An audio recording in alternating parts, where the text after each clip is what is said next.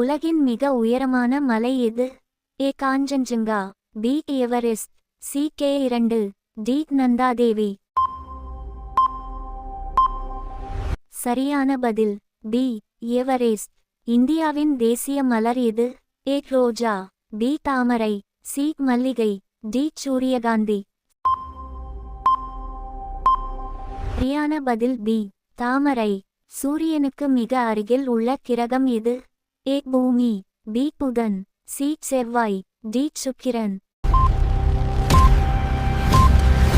சரியான பதில் பி புதன்.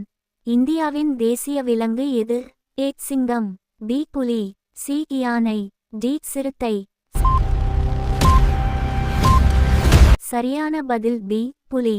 உலகின் மிக நீளமான நதி எது?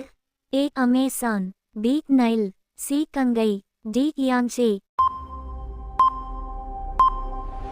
சரியான பதில் பி நைல்.